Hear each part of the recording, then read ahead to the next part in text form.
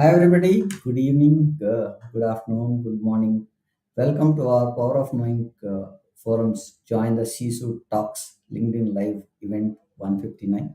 Today, we are in a discussion on a topic cultural architects designing work environments that attract top talent. To have this topic discussed, we have the honor of Mr. Nadeem Pasha, Global Talent Acquisition Head. Without further ado, let's bring our esteemed speaker onto the podcast event. Hi, sir. Good evening. Welcome to our show, sir. How are you, sir? Very good evening, Prem. Thank you so much for inviting me. I'm doing good. Hope you are Yes, doing sir. fine. Great, sir. I am doing good and would like to share a small intro about yourself and your journey to the audience, sir. That would help us. Sure. So, good afternoon, good morning, and good evening, friends. My name is Nadeem Pasha. I am a global talent acquisition head working for Robosoft Technologies. So, I carry more than 2 decades of work experience. Basically, I'm an engineering graduate. I have done my BE Mechanical from Bangalore Institute of Technology. Then I have done my MBA through Symbiosis. So my journey, work profession, 22 years I have completed in talent acquisition and HR space. My major tenure has been at Oracle. I worked for 9 years. I worked in a company called Huawei Technologies, Mindtree, Inspirage, now presently with Robosoft. So I am a pure play talent person. So talent is something that attracts me, that creates a lot of ignition and imbibeness in me. It gives a lot of energy for me to hire people. So that's my portfolio. I always call myself as a natural recruiter because those instincts of a recruiter always comes in me naturally. So and I love meeting people, interacting with them, networking with them, building connects and establishing that connects and leveraging on it. Yeah, all certain basic instincts what I do. So I stay in Bangalore. I have my family, my parents, wife, and 2 kids. So we are all settled in a place called Benson Town in Bangalore. Yeah. Thank you, Prem. Thank you for the intro, sir. Great to know you and great to know that you are from Bangalore as well. So I'm also from Bangalore. I stay in Jayanagar. So we are very close there. I Right. think Right. Vincent Garden and Jayanagar is not very far. Sir, what motivated you to become a cultural architect and how has this journey evolved over the period of time, sir? Yeah, journey has been really amazing. See, for me, cultural architect is nothing but setting your own goals and ambitions and striving towards achieving those goals, right? So what you dream in day is the reality what you are going to achieve. So there is always a spark and an ignition in you which drives you to make sure that you are on the right path and you are learning at every phase of your life and career and and ensuring that this learning is getting imparted in your day-to-day life, whether it is a personal learning or a professional learning doesn't matter, right? So how well are you imbibing that culture and ensuring that the learning is continuously and constantly used in your daily life and bringing a value out of it. I want to tell a small story here. So I think that will help you, or that will help the audience to understand things better. So when I was in my first job, I joined recruitment as a choice rather than a chance. Okay, because those character of being networking with people and imbibing and building that connects and establishing, right? So all these things has been there. So one key incident which I want to share is when I was working very freshly as a recruiter. I always used to work quite early in the morning and I used to come back very late in the night.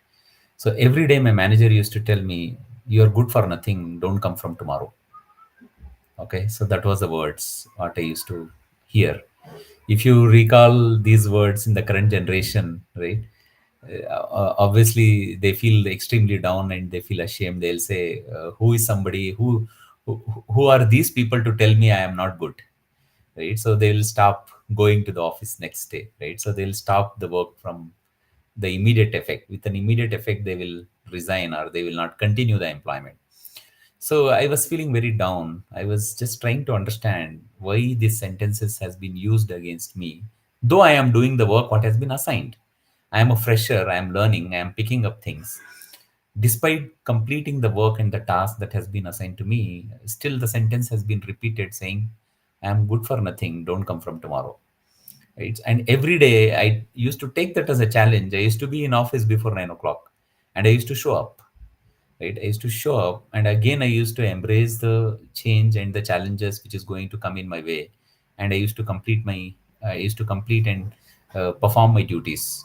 Again, when I leave in the evening, the sentences was repeated to me, and this happened with me for 6 months. I joined Oracle in the recruitment team as a recruitment consultant or a scheduler, basically, who used to schedule the interviews. Despite doing all the work, the sentence was repeated to me saying, "Don't come from tomorrow." That used to hurt me a lot. It used to give me a lot of pain. At times, I remember I used to reach home quite late in the night, around 12 or 1 in the night. On the way in a cab, I used to cry at times, saying, why these sentences are getting repeated? But finally, once I completed the 6 months, right, the contract got extended for another 6 months. So I realized, okay, if I am doing something good, that means the contract is getting extended. Otherwise, I would have been thrown out of the job long time back, right? And in the next extension, within 6 months, I became a permanent employee of Oracle. Within a span of 9 months of my joining, during the second extension, I became a permanent employee. That means a big company, the second largest independent software company in the world, is giving me a full-time employment. That means I'm really performing. So what I realized over a period of time, cultural adaptability is the key for a success, right? There are a lot of hurdles come in your way. You don't have to take those hurdles to your head or to your heart, right? You need to soak that pressure and you need to pass it, and you need to tell yourself saying you are good, you are strong, you are mentally capable to perform the duties that has been assigned to you, and you are good enough to pick up and learn new things and deliver the best, right? These are all the answers you need to have by yourself, right? That mental tenacity is very, very important, right? You can't bog down under pressure, somebody criticizing you that you are not good at anything, right? That means to say, if I am not good at anything, I will never become a permanent employee of Oracle, right? So I am good at multiple things. There are a lot of positive side of it. And the person who was doing this with me, he was testing my patience. He was testing my character. He was testing the cultural adaptability of the organization as an employee or as a contractor with me. So I passed in everything. So that means to say that you are the cultural architect, and you have that mental tenacity, you have that resilience in you, uh, not to get bogged down under pressure, not to get criticized easily. Take that criticism in a constructive way. This is called as constructive criticism, right? Don't take it to your heart or your mind. Just go back and perform. Do your duties well. You will be the right person to the organization, right? So that's how I define this cultural architect point of view by giving you a very small story. I would like to continue further in my next discussion. Yeah, I will definitely add more values to it. I think This you're is on. the first time. This is the first time I'm hearing that once somebody is pushing you down, it is getting that you are getting tested. This new way of looking for me, because I've never thought this in that angle in my previous organization. I'll also relate to a stage where I was part of a large organization and I also was pushed like this, but I never took that in that fashion. But what you said, I'm trying to correlate now, because I'm trying to recall what happened that time was I was also pushed to a stage where they felt I have the talent, but I'm not performing to the optimum level, is what I felt now when you were talking about this. This goes back to way 2007. period where I joined a large organization, and there were a couple of challenges which were thrown in front of me, and I did the same thing as what you said. I felt I was pushed down. I felt I was not recognized, or I didn't find that I was in that place. And should I be there? Should I resign? Did I do a mistake of being there? On the sixth, seventh day only, I felt that. But after 5 months, they told me that you are not performing. These are the four projects that you prove yourself that you can get it done. And when I looked back, I saw those projects were much older than the time that I've joined, and it was lagging in the system too close. So that gave me an opportunity to go look at these projects, and I started working on them. To my surprise, these projects got closed just like that. I did not do major of them. Right. Seriously, looking at, I did not do major of them. I went and spoke. That's what I feel I did. I think that's what was not happening with it. And there was certain comments by the customer saying that, where were you? Why did you not come early to have this discussion? Okay. So when I checked, I found that people people are not talking is the first point that I understood. And the second point was the communication was not clear on what was to be done. So, taking your example, I think that's a cultural learning that I will take further in my journey towards my career. I think very insightful, sir. At least I am sure the audience would take larger things on this. But this is a great eye opener for me as a person to understand that there is a lot of things that we need to look at when talking about culture. Thank you for that, sir. With that, how do you define a winning workspace culture, and what are the non negotiables in which you are supposed to build on or build one? Okay. So I'm just continuing the same thing what I said, right? Mm, I'm just moving on it.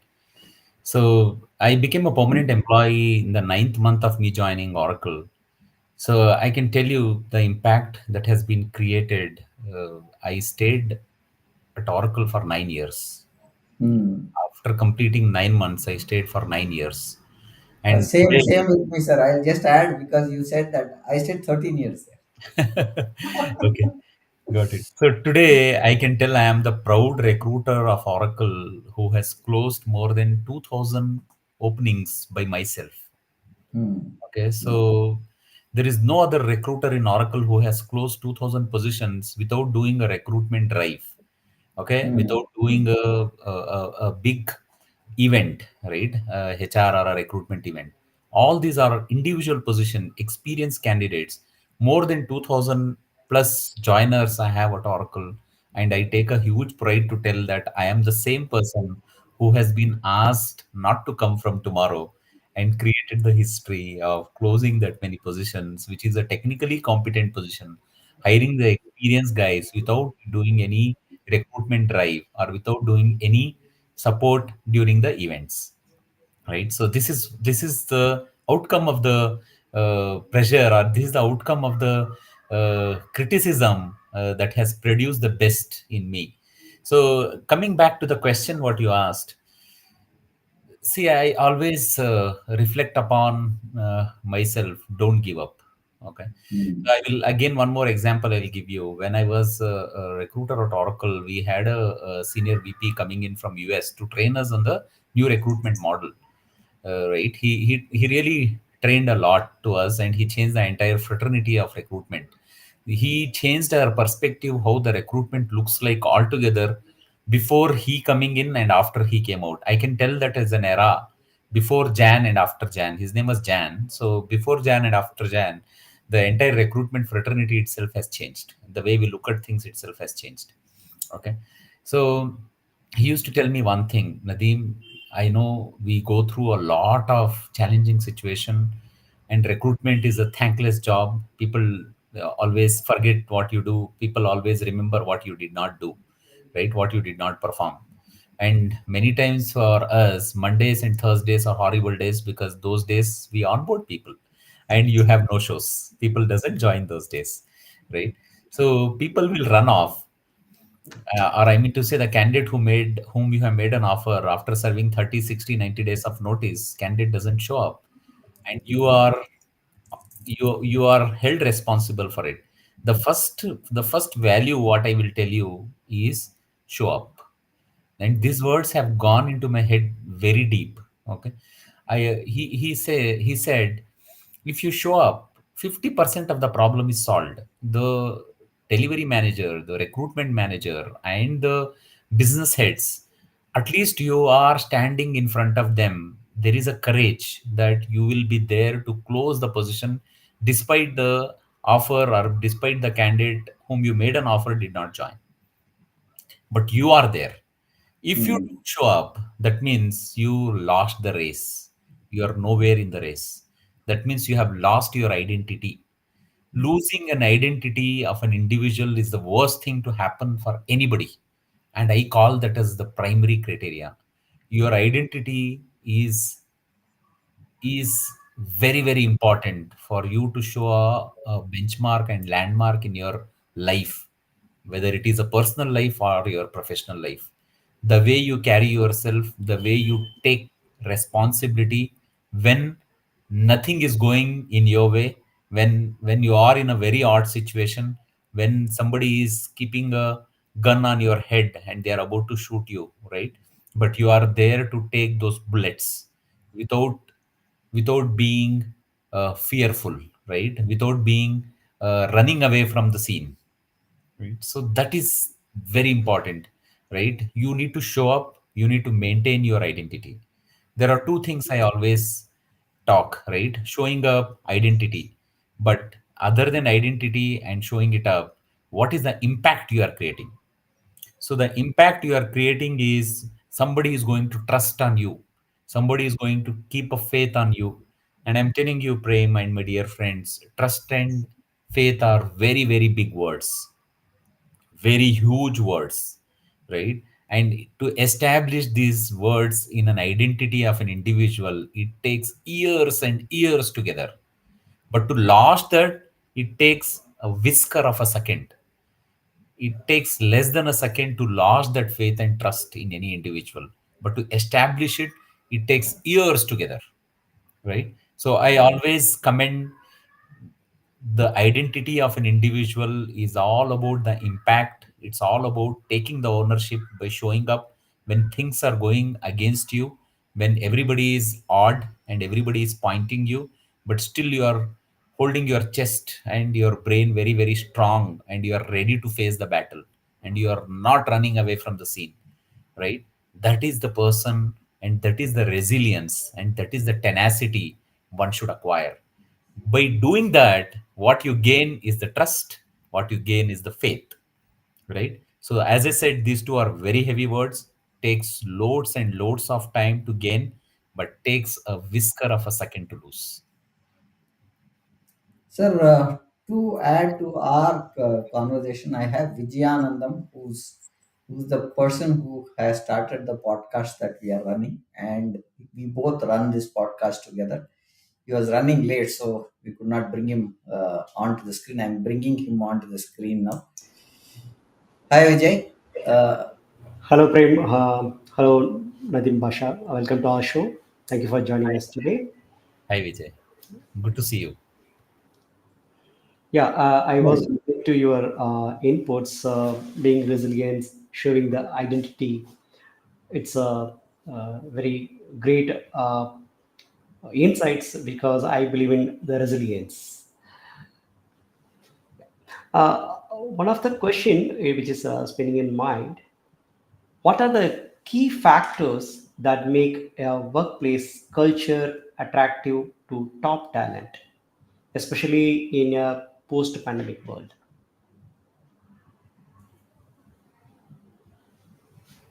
Sorry, I was speaking on mute. So one thing I always say, post pandemic has changed the way we look at things, right? One biggest change, what we used to foresee not possible has become possible now, right? I am the same Nadeem who used to tell it is very difficult to work from home because you don't have control on your team, right?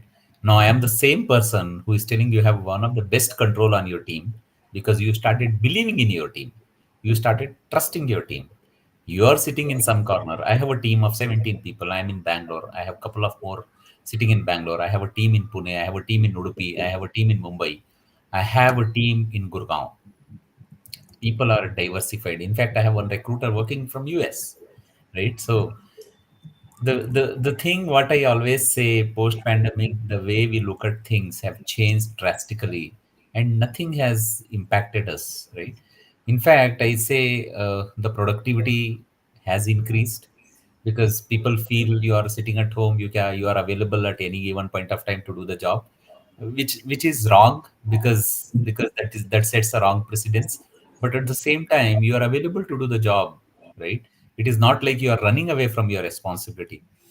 Post pandemic, things have changed in multiple ways. Employees expect flexibility, employee expects freedom of thoughts, freedom of expressing their feelings, right? So I'm talking about freedom, thoughts, feelings, flexibility, more F letters, right? So these are all certain things which is expected. Now I will dwell little more details. What is flexibility? Flexibility is all about not doing micromanagement. Okay. So we tend to ask a lot of questions to our subordinates or to a team member saying, have you done this? When are you planning to do? When are you planning to provide these details? When are you submitting this report? Right? Hourly basis, we keep going there, poking them and asking them to share details. That means we are not showing that trust and faith in them. And we are doing loads of micromanagement. We are questioning their ability to perform, right? And somewhere we have that sort of sense of fear that this person may do or not. And once you have developed that sense of fear, that means you are not trusting that individual. That means you are losing the battle. That means you are going to own up more responsibility by yourself, and you can't be a omnipresence person, right? You can't be available in all the places at all the time. You are unique. You have to know the uh, methodology of delegating the work and getting the work done from your team with showing by showing a lot of respect and flexibility. Flexibility comes once you show trust, right? You should show faith, and you should have that thought that this person is capable and has the ability and competency to perform, right? So these things are very important. Employees expects flexibility. They doesn't like micromanagement. Employee expects freedom, which means they may have some personal work. They may need to balance. Post pandemic, this is another thing which has been learned by us, right? So stay flexible. So balance, work life balance is important, right? So maybe tomorrow morning I might have to go and attend a parents teacher meeting at 11 in the morning. I know there is a call at 12 in the noon. I know what I need to do. I might need to submit a report. I will ensure that I will finish the reporting part by end of the day today. The day might end at 12 in the night or 1 in the night. Doesn't matter. Right? I will finish the job. I will finish the reporting. I will finish my PPT and presentation. I will submit to the concerned person who is responsible to drive the call. But I will take an off at 11 in the morning tomorrow to attend a parents teacher meeting, which is important, right? So that means I am giving the equal importance to my personal work as well as the professional work without damaging the relationship of an individual, without without impacting the end result of it. This is important, right? So we need to give that freedom to our employees. We need to accept the personal challenges or the personal flexibility they need and give that leeway to them. Trust them. They won't misuse the powers that you have given it to them.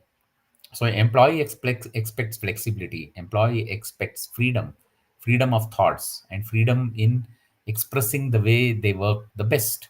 Some people are very good in delivering the work in the morning. Some people are good in the night. Some people are good in the evening. Their energy level goes high. Their oxytocin level goes high in the evening. So you need to understand their strengths and delegate the work properly, right? Some people want to finish off work early morning and log off by 5 p.m., but they don't want to do any work post 5 p.m. because they are good in it. They have been able to do the job in the morning time. But that might be a different case altogether with some people. You need to understand some of the strengths and the weaknesses of the individual and make sure that you capitalize on the strength and you work on the weaknesses so that weakness can turn into a strength and they become more productive, right? So employees are the building blocks of the organization. So please respect them, give them that uh, uh, give them that self care, right? The self belongingness, right? Treat them the way you like to get treated by others or by your boss and seniors. Give them flexibility, give them freedom. I'm sure they love it and they will do a job what you are really asking for. Thank you. Rightly said, Nadeem. Next is, can you share a success story and a challenging failure where culture played a critical role? What were the lessons learned from that? Thank you so much. I will give you one example. I have a real time story which I want to share with you, Vijay, and the team. So I quit Oracle in the year 2011, September 2011. I joined Huawei Technologies, which is one of the largest Chinese multinational company in the world, and they are known for networking. They are known for telecom. They are known for producing very nice and excellent mobiles. Okay, so S&Y Honor 6 are the good mobiles they have produced.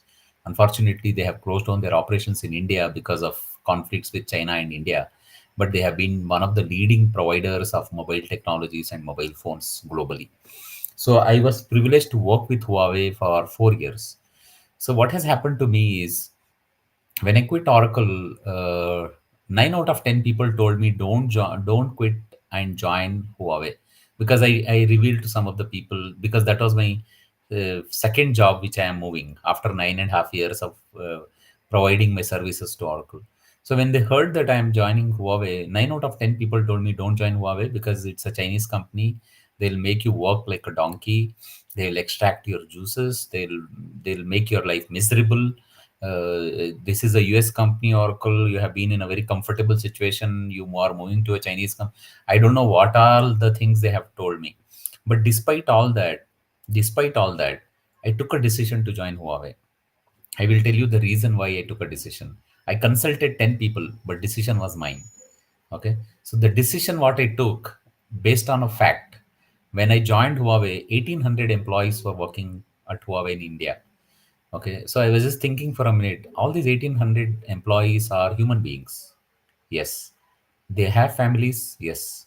They have extended family where these guys, if they are working for a long hours, they are waiting and they have been dwelling upon and they need to take care of them. Yes. Right. If the culture is so bad, how come these 1800 employees are surviving? I am going to be one among those 1800 employees. Let me go and see what is so bad in it, right? So those things was pushing me hard to go and experiment whether I will emerge as a winner or I will emerge as a failure. I joined Huawei and I realized it's a very different company altogether, right? So at Oracle, I used to go to office at 12 in the afternoon. I used to work till 9 or 10 in the night. But at Huawei, I have to be in office at 9 a.m. because there is an attendance management system. If I go late, even a minute, there is an exception in attendance that comes in. Three exceptions are fine, either late going or late going or early leaving. Three exceptions are fine. After three exceptions, you lose your salary. Okay. So, my dear friends, let me tell you, for the first 3 months, I always used to be late. I never able to cope up being on time at Huawei for the first 3 months. Then I realized the pain of me or my salary getting deducted every month because of an exception that is getting generated for coming late. Then I realized I need to be disciplined. Okay, discipline came in. To maintain the discipline, I need to be punctual. So to be punctual, I need to go to bed early so that I can wake up early, right? All these things have brought in a lot of changes in me as a person, right? So I never used to work quite late in the night. I used to go to bed early. I used to get up early. I used to leave more than 30-40 minutes early, knowing the Bangalore traffic where you might get caught, and I used to ensure that I was on time. Okay. So post 3 months, I never had any exceptions. Yeah, one or two cases which I know I need to be. but otherwise I never had exceptions. So what did Huawei taught me? So when everybody decided this company is not good, it is an excellent company because it taught me discipline. It taught me being punctual. It taught me to do the work on time, right? These are all the plus points. These are all certain learnings you need to carry when you look out for an employment, when you deal with the people. It is not what we think at the other side is wrong. Lot of corrections has to be done within us. Okay, so a lot of changes has to be within us, so that once we do that course correction, we will become competent for the role what we have applied for, or we will become a competent person. So other drawback what I realized is when I used to be late every day for the first 3 months, I observed my team was also late because they were feeling, oh, my manager itself is not coming on time, right? So I never had a control. So realized my self-discipline, me being punctual, creating that uniformity, brought in lot of discipline in the team. I used to have a good control. I used to run the meetings on time. I used to go to lunch on time. My digestive system started behaving in a very good manner because everything was organized. Once you become an organized person, you will become more dangerous because you will perform to the best of your potential. And that is the work what I did joining Huawei, post quitting Oracle, and I transformed myself as a different individual altogether, which favored my health, which favored the organization. And finally, I reaped the benefits and fruits in the organization. Yeah, being organized is very important. Absolutely. Yeah. Great insight, sir. I think I've worked for Huawei as a vendor through my earlier organization. I know they predominantly Chinese and Japanese companies. I've seen that discipline. I would like to mention I was part of the automobile giant with Toyota for some time. I did a couple of projects for them. I was surprised that you people are looking at projects for a month. Those people used to look at hourly basis updates. That's the kind of project tracking they used to do, and that's the commitment that and the discipline was very very clear. That if I am having a session and I am having something to be done, that process was followed and the follow-up was very clear, and it was not hurting as well because we are used to a daily update, but they were used to an hourly update. Then you see where are the challenges. The day ends with a fixation saying that this can be done tomorrow or this is completed and we are closed for the day. And the other amazing thing that you rightly said on the timing part was we used to be there doing the project 8:30 in Bidadi, their plant, and we were told to leave at 6 sharp. So the timing was one of the best thing I've learned. And the other thing that I've learned with these companies is they are very disciplined, sir. And if there is something that is to be done, that discipline goes in every act, even while you carry, you walk, you move in the campus. They were taken utmost care and utmost precision to safety of the employees, the work culture, the way they look at. But we have not gone into that kind of a culture where still we look at only a day update, but these guys amazing actually speaking. So I vouch for the way they work and the way they accomplish the task. With that, adopting, how do we look at this cultural art to keep the work environment flexible and innovative, particularly the fast changing industries? Do you think if that discipline has to be brought up in a fast pace as well, so because everything they want immediate, right? So how do we look at that point? Okay. Thank you. So, Prem and my dear friends, what I want to tell you is anything you are going to do, right? The change or or or some information or some practice or you are going to guide, everything starts with I. Right? I always say change starts with I. Before, don't preach without practicing. Okay, so Mm. first practice, then you preach. Because if you practice, that means you are more confident about preaching them and showing them the right path. And because you have already practiced, you know the result, what is going to be. Right? So change starts with I, and Mm. don't preach without practicing. These two are very important things to start with. I'll give you one more a beautiful story. When I joined Huawei, I joined in the month September 2011, and 2012 was the complete recession. If you all recall, 2012 was a horrible year where not much of things happened, no recruitment, lot of firing, and all that. Yeah. So I was just 3 months old, and there was no recruitment. Right, I was still in my probation, which is 6 months of probation, and I am proving everybody right that I will leave the company within 6 months. A lot of people told me you leave within 3 months, you leave within 6 months, and I am going to prove everybody right so that I am going to leave the company within 6 months because there is no recruitment. There is nothing which is going to happen post that. So I got an opportunity to do a M&A work. M&A is merger and acquisition work. Okay, Mm. so we acquired a company called ITS, International Turnkey Systems, which is a Middle East company Mm. headquartered in Dubai, but it has various locations. It has a global presence in various Middle East and African locations.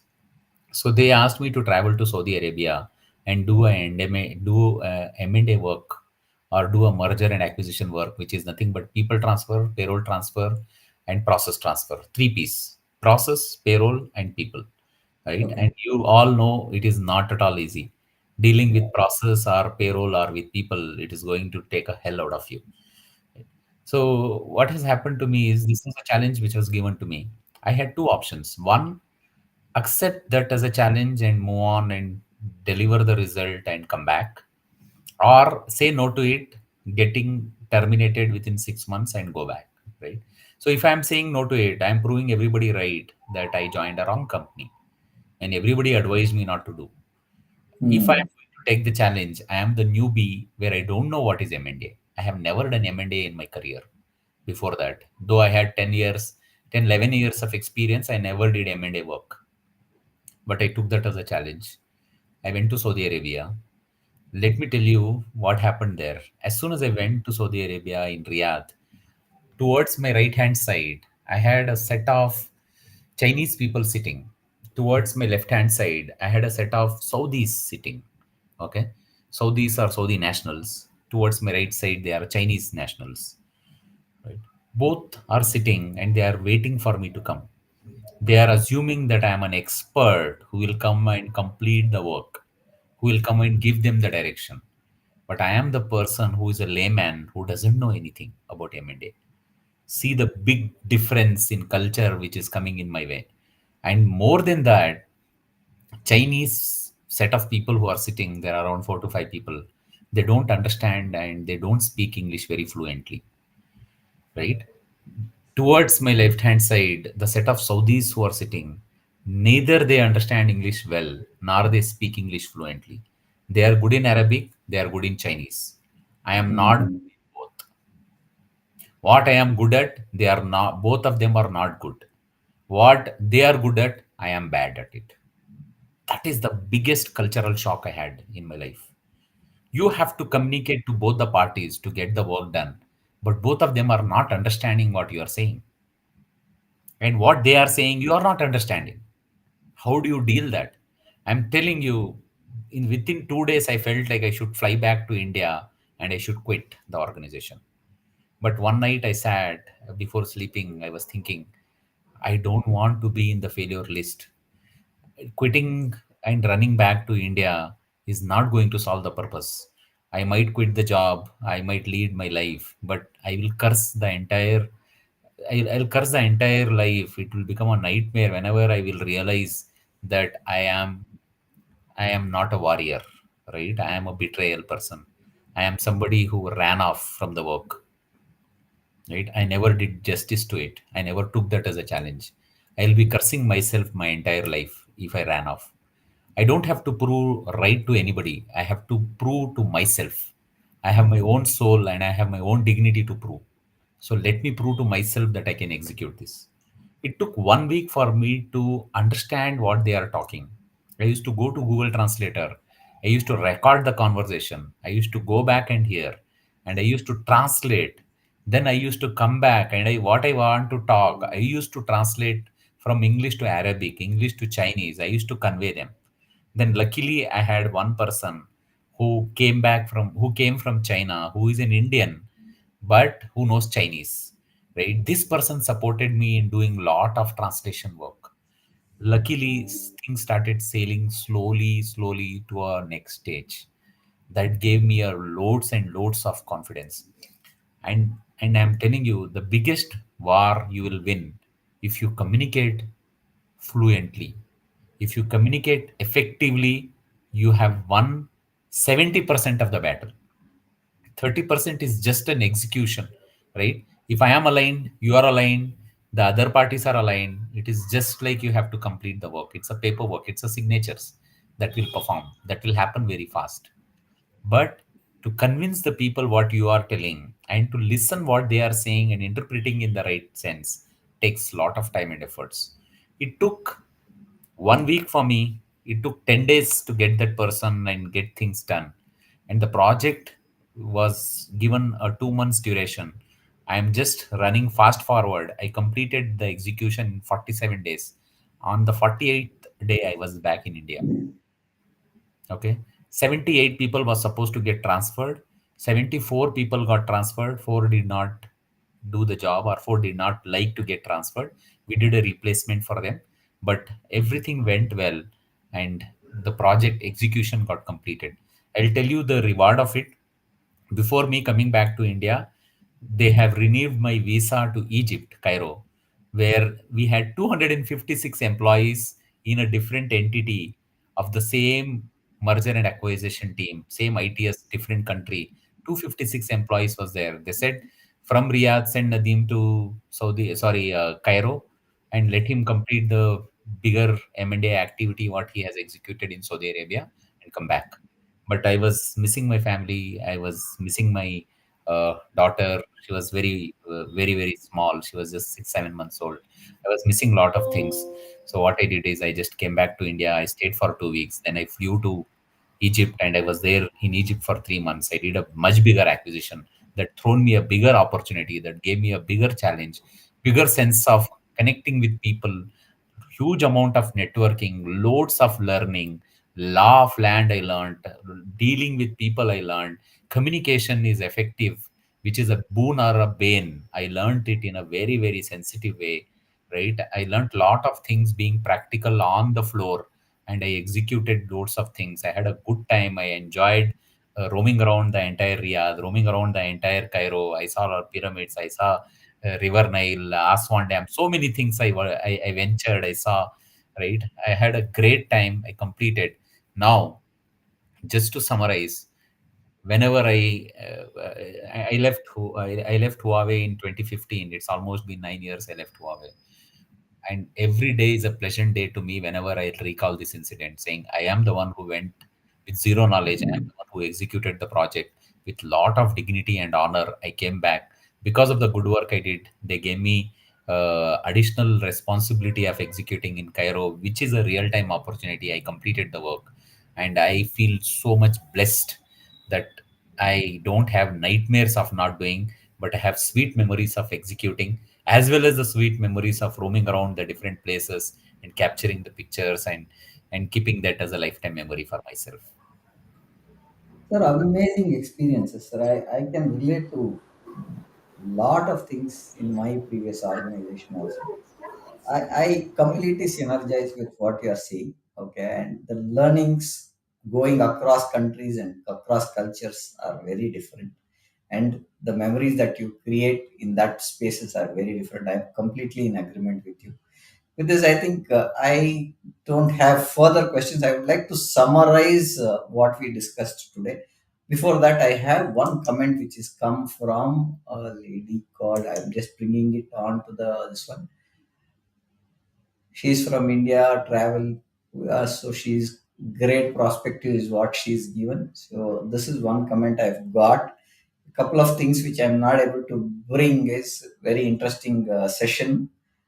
Thank you for sharing is one comment that I've got in another platform. Uh, good discussion is another platform comment that I've got, and I think we will get more traction on that. I would like to summarize on what we discussed today in a five question pointer. We started about understanding the foundation of the cultural architect that is there, and we defined culture in a workspace. Then we started putting about how to engage talent in a shifting landscape. That's what we discussed about. Then some of the lessons of success and failure, what we discussed, and last was adapting to change and innovation, which was a great insight. First, understanding foundation opened my eyes on a larger context, because my understanding, we are pushed to this one. You grow when you are pushed to hard circumstances. Is what I understood. I completely agree on those things. With this, we would like to conclude our session. It was a great session, sir. Thank you for being there with us. We are live on LinkedIn, Facebook, YouTube, Twitter, and Instagram. Simultaneously, it is getting streamed from LinkedIn to other platforms. Okay. And we hope you found this discussion valuable. Thank you for joining us today. Our next podcast is scheduled on 22nd, which is on innovation, how automotive industry is shaping the future of service, which is a challenge that we are seeing. Today's servicing of any automobile car is becoming a challenge. So we're talking about how innovation and things are happening. We have one of the leaders coming from the technology wing on 6:30 p.m. on 22nd, Tuesday at 6:30 p.m. Hope we look forward to see you there. Good day. Bye for now, sir. Any pointers that you would like to conclude, sir? Yeah. Any questions from anybody which I want to take live and answer in case if they have anything? I just check on them. Give me a second. Those are the three things. One was a great perspective is one thing. Good discussion is one thing. And thank you for sharing the three things that I've got. One, I was able to bring it on top. The rest, these are the three questions that we had. What is Anything the what is the size of the population who joined the podcast? I will tell you in some time. Sir, it is getting added up. Still not gone the final analytics. I'll let you know, sir. Okay, fine. Yeah. So my final concluding words, friends and Prem Vijay. Yeah, we are all living a journey in the life. So the day life we all say we have only one life. I always say we have two lives. The day we decide that we have not done anything, the second life starts, and that life will live with intent, and with that intent we'll create an impact. Okay, so I myself is responsible for my life to change or to create an impact, and whatever the impact I need to create, I know the intent behind doing that impact. Okay, so these are all very very important lessons in life. At any given point of time, don't feel discouraged, don't feel demotivated. There are a lot of challenges comes in life. Please accept with bold heart and clear mind, whether you know or you don't know, but show up will solve most of your problems. And once you show up, you will also learn how to tackle, right? So these are all some of the great learning lessons, and you grow by helping others. Always have those thoughts in place of how you can benefit others by yourself or offering a helping hand, or what are the ways directly or indirectly you can help people who are in the need, right? So don't forget that as much you help, you get that much, right? As much you give, you get that much. We give is always an addition, but what we get is always an exponential form, okay, which we don't know the calculation, right? So just live your life the way you want to live and be happy. So you spread happiness among people by offering necessary help, and make sure that you compete with the world, whether you know or you don't know. Believe in learning, and once you learn, believe in executing. That's where you become perfect, and practice makes you more and more perfect, and practice allows you to perform better in your day-to-day life. And once you gain the trust and faith in people, you'll go a long way. And to gain the trust and faith, it will take huge amount of time. But to lose it is a whisker of seconds. Please protect it as much as you can. So these are all my final words. Thank you for inviting me for this podcast of cultural architects designing work environment. I'm more than happy to join in the future conversation where I can tell more and more stories with the practical examples that will motivate the individual who joined this conference. And I'm sure it will benefit people in multiple ways. And this is just the beginning, and we have long way to go. These are all my final words. Thank you, Prem. Thank you, Vijay, for giving me this opportunity. I appreciate Thank and you, sir. honor each one of you. Thank you. Thank you, Thank sir. you. Thank Thank you, you. everyone. Thank you.